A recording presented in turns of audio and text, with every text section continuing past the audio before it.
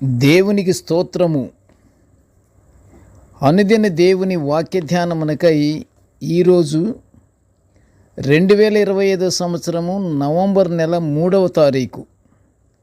ఈరోజు ధ్యాన వాక్యము పరిశుద్ధ గ్రంథము నుండి లూకా సువార్త 1వ అధ్యాయము 6వ వచనాన్ని మనం ధ్యానం చేసుకుందాము. ప్రియ దేవుని బిడ్డలారా, నేటి ధ్యాన వాక్యము పరిశుద్ధ గ్రంథము నుండి ఒకసారి చదువుకుందాము. లూకా 1:6.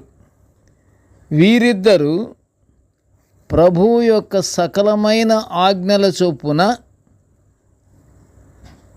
న్యాయ విధుల చొప్పునను నిరపరాధులుగా నడుచుకొనుచు దేవుని దృష్టికి నీతిమంతులయ్యుండిరి. ప్రియ దేవుని బిడ్డలారా,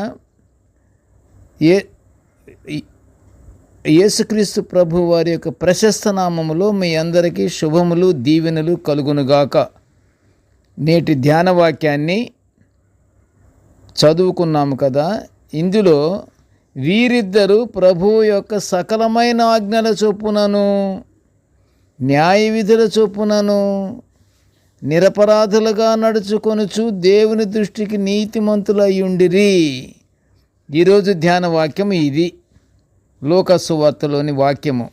వీరిద్దరూ దేవునికి లోబడి ఆయన ఆజ్ఞల చొప్పున నడుచుచు పాటిస్తూ దేవుని దృష్టికి నీతిమంతులై ఉన్నారని లూకా సువార్తికుడు వ్రాసిన మాట ఎవరి గురించి? వీరిద్దరూ. మీరు ఎవరి గురించి అనుకుంటున్నారు?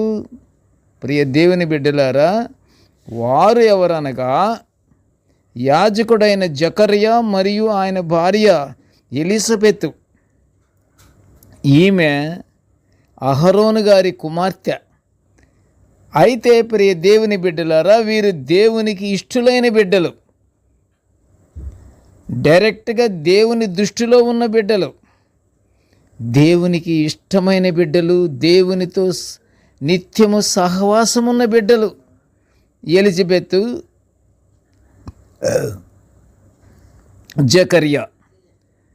కానీ వీరికి ఒక చిన్న సమస్య ఉంది. అదేమిటంటే అది దేవుడు చేయవలసిన, దేవుడు అనుగ్రహించే సమస్య. అది అనుగ్రహించే సమస్య అంటే దేవుని ద్వారా మంచి జరగవలసినటువంటి ఆ సమస్య. మరి వీళ్ళు దేవుని బిడ్డలు కదా, దేవునికి ఇష్టమైన బిడ్డలు కదా. చూద్దాం మనం. ఇందులో వీరికి అనేక సంవత్సరాలు సంతానం లేదు. ఇప్పుడు లోకములో దేవునిచే సృష్టింపబడిన జనులలో వివాహాలు అయ్యాక వారు ఏక శరీరులు అయిపోతారు. ఇద్దరిది ఒకటే మనసు, ఒకటే బాట, ఒకటే రీతి. అయితే ఆనాటి సంస్కృతిలో బిడ్డలు లేని స్త్రీలను గొడ్రాళ్ళు అని పిలిచేవారని లూకా సువార్తికుడు చెప్తున్నాడు. అంతేకాదు ప్రియ దేవుని బిడ్డలారా, ఈ ఎలిజబెత్ నిజంగా దేవునికి ఇష్టురాలైతే ఒక బిడ్డను కూడా కలిగి ఉండలేదే. ఇవి గుసగుసలు, గొనుగుళ్ళు. నిత్యము దేవుని యందు భయభక్తులు కలిగి దేవుని యొక్క మాటలు వింటూ నిత్యము ఎడతెగక ప్రార్థనలు చేస్తూ ఉన్నారే కానీ ఎన్ని సంవత్సరాలైనా వీళ్ళిద్దరికి బిడ్డలు లేరు. ఆ మాటే అనేక మంది జనము ఎత్తి చూపిస్తున్నారు. నిత్యము ప్రార్థన యందు భయభక్తులు కలిగి ఉంటారే వీళ్ళిద్దరికి ఎవరు బిడ్డలు లేరు ఇంతవరకు. ఇదేమిటి? దేవుడు చూడటం లేదా? వీళ్ళ బాధలు ఆయనకి తెలియదా? వీళ్ళు దేవుని యందు భయభక్తులు కలిగి ఉన్నారన్నటువంటి విషయము కూడా దేవుడు గ్రహించట్లేదా? ఇలాంటి గొనుగుళ్ళు అనేక రకము లోకములో. ఈ విధంగా ఆనాడు ఆ ప్రజలు గుసగుసలాడుకుంటున్నారు అని మనకి లూకా సువార్తలో మనకి వినిపిస్తుంది ఈ మాటలు. ప్రియ దేవుని బిడ్డలారా, జకర్యా, ఎలిజబెత్ దేవుని బిడ్డలు, దేవుని సొత్తు, దేవుని యందు భయభక్తులు కలిగిన వారు, నిత్యము ఎడతెగక ప్రార్థనాపరులు. కానీ ప్రియ దేవుని బిడ్డలారా, కానీ అలాంటి ఆలోచన సరైనది కాదు. నిజంగా చెప్పాలంటే జకర్యా మరియు ఎలిజబెతులు దేవుని దృష్టిలో నీతిమంతులు. పరిశుద్ధ గ్రంథమే చెప్తున్న మాట. పరిశుద్ధ గ్రంథములోనే వారి గురించి ఇవ్వబడింది. వారికి తెలియకుండానే దేవుడు వారికి ఇద్దరికీ ఒక బిడ్డను దేవుడు అనుగ్రహించినట్లు పరిశుద్ధ గ్రంథములో సెలవీయబడింది. హల్లెలూయా, దేవుని స్తోత్రం. ఎన్నో సంవత్సరాలు ఎదురు చూసి వారికి విశ్వాసంలోనే ఉన్నారు, విశ్వాసంగా ఎదురు చూస్తున్నారు. ఎన్ని సంవత్సరాలైనా సరే, వృద్ధాప్యం వచ్చినను సరే ఎదురు చూస్తూనే ఉన్నారు. ఆ విశ్వాసములో క్రియారూపకం కూడా ఉన్నది. ప్రియ దేవుని బిడ్డలారా, క్రియలున్నాయి. క్రియలంటే ఏమి చేయాలి? ఎంతమంది ఎన్ని అనుకున్నా, ఎన్ని మాటలు విన్నా, ఎన్ని అశుభంగా మాట్లాడుతున్నా వీళ్ళు లెక్క చేయలేదు. మానవుల మాటలు, మానవుల యొక్క స్థితిగతులు. దేవుని యందే లగ్నముంచారు, దేవుని యందే ఆశతో ఎదురు చూస్తున్నారు, దేవుని యందే నిరీక్షణతో ఎదురు చూస్తున్నారు, దేవుని యందే విశ్వాసముంచారు, నమ్మకముంచారు. అప్పుడు దేవుడు వీళ్ళ యొక్క కోరికలు, వీళ్ళ యొక్క ఉద్దేశాలు, వీరు దేని గురించి అయితే బాధపడుతున్నారో, దేని గురించి అయితే ఎదురు చూస్తున్నారో అది దేవుడు గ్రహించి వాళ్ళకు ఒక మంచి బిడ్డను అనుగ్రహించారు. యేసు ప్రభువు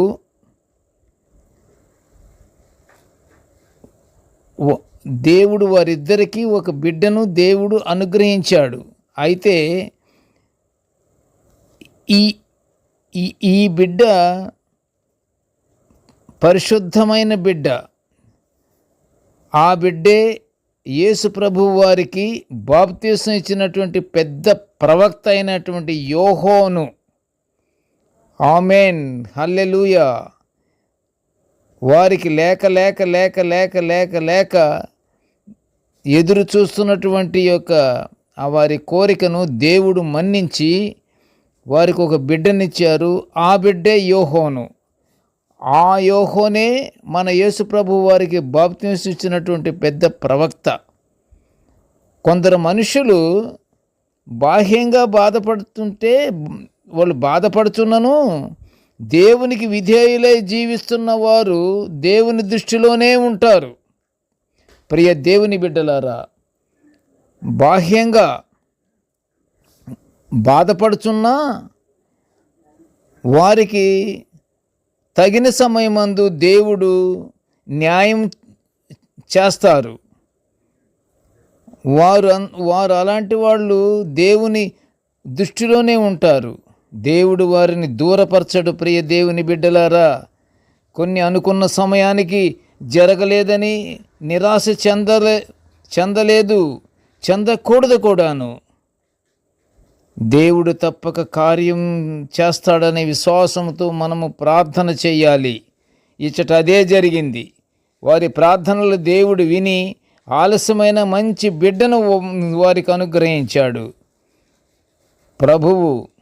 యేసు ప్రభువు వారికి బాప్తిసం ఇచ్చినంతటువంటి యోగ్యత కూడా యోహోను పొందుకున్నట్టు మనం ఇక్కడ చూస్తున్నాము. ఇంకంతకంటే అసలు కావాల్సింది ఏంటి? సర్వ సృష్టికర్త ఆయనకే బాప్తిసం ఇచ్చారు ఈ యోహోను. లేక ఆలస్యమైన ఎదురు చూస్తున్నటువంటి ఈ జకర్యా, ఎలిజబెతులకు అనుగ్రహించినటువంటి బిడ్డే యేసు ప్రభు వారికి బాప్తిసం ఇచ్చేంత యోగ్యత కలిగింది. ఆలస్యమైన మంచి బిడ్డను వారికి దేవుడు అనుగ్రహించాడు. దేవునికి స్తోత్రం. మనము కూడా మన యొక్క కోరికలు, మన యొక్క ఆశలు చాలా ఉంటాయి. అవన్నీ నెరవేరాలంటే మనం దేవుని యొక్క ఆజ్ఞలు పాటించాలి, దేవుని యందు విశ్వాసం ఉంచాలి, దేవుని యందు నిరీక్షణ కలిగి ఉండాలి. ప్రభువారి యొక్క ప్రతి విషయాన్ని పాటిస్తూ ఎడతెగక ప్రార్థన చేస్తూ, ప్రార్థన ద్వారా మనము ప్రతిదీ కూడా మనము సఫలీకృతము పొందుకోవచ్చు. ప్రియ దేవుని బిడ్డలారా, ఆ ప్రకారంగా మనము నిత్యము దేవుని యందు భయభక్తులు కలిగి, దేవుని యందు విశ్వాసము కలిగి మనము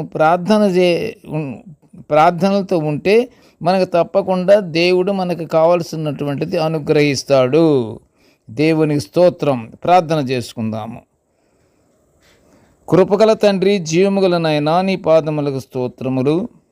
తండ్రి, నీ దివ్యమైన వాక్యాలను మేము నిత్యము ధ్యానించుకునే గొప్ప భాగ్యాన్ని మాకు అనుగ్రహించినందుకు నీ ఘనమైన స్తోత్రములు తండ్రి. ప్రభువా, నేటి ధ్యాన వాక్యాన్ని వినుచున్న ప్రతి బిడ్డను ఆశీర్వదించయ్యా. ఇదిగో తండ్రి, సకలమైన నీ ఆజ్ఞలను, ప్రభువా నీ యొక్క విధులను మేము ఎల్లప్పుడూ దేవా పాటించుచు తండ్రి నీకు వినయముతో దేవా నిత్యము దేవా మేము ప్రార్థించుకుంటూ నీ ప్రతిఫలాన్ని మేము పొందుకునే భాగ్యాన్ని, నీ పరలోకాశీర్వాదాలు మేము నిండుగా మేము పొందుకునే అర్హతను మాకు అనుగ్రహించమని ఈ మనవలన్నీ యేసయ్య పుణ్యనామమున వినయముగా వేడుకొంచుంటున్నాము తండ్రి. ఆమెన్. దేవుడు మనల్నందరినీ బహుగా దీవించుగాక. Amen, amen, amen.